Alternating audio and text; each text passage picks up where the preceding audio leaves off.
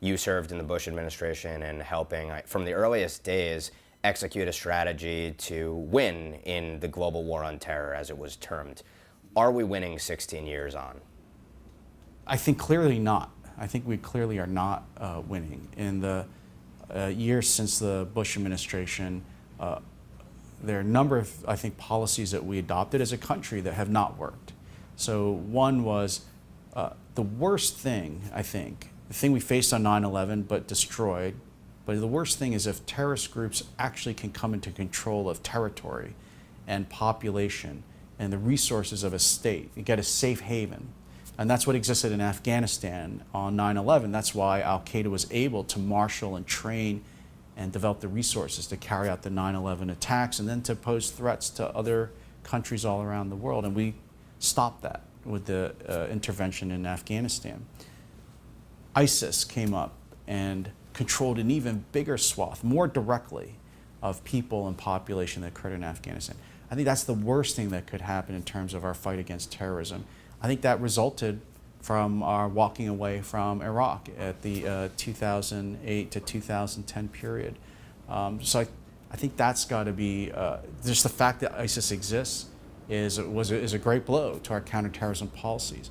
And as we draw down and eventually, I hope, destroy ISIS's control in Syria and Iraq, the problem is a lot of those fighters are going to spread out, as they already have been, to Western Europe first, and then here second, and carry out terrorist attacks, as we've seen in places like Nice, Boston, San Bernardino, Paris, London, just London this morning, perhaps.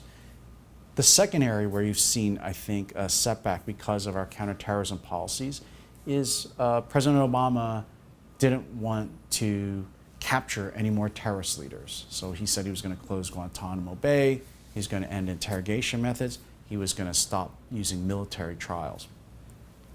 The problem with that is, on the one hand, then he amped up the drone program and started killing terrorist leaders, right? 2,500 terrorists allegedly been killed. There goes the intelligence. Right, exactly. All the intelligence that all those people had is gone. And so we've been kind of drawing down, actually, on our intelligence that we built up under the Bush years, and it hasn't been replenished.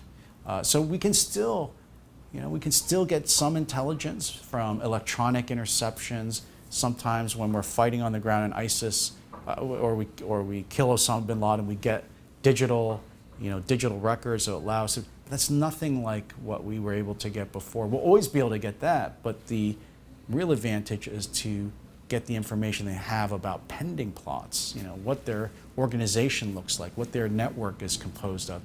And that I don't think you can fully get from, maybe luckily intercepting emails from time to time, or even getting the digital records from some kind of physical search. So I think that's got to change too if we're to have a hope of stopping this next wave that's going to be coming here when ISIS loses control of the territory in the Middle East. Be sure to check out John's book, Striking Power: How Cyber, Robots, and Space Weapons Change the Rules of War.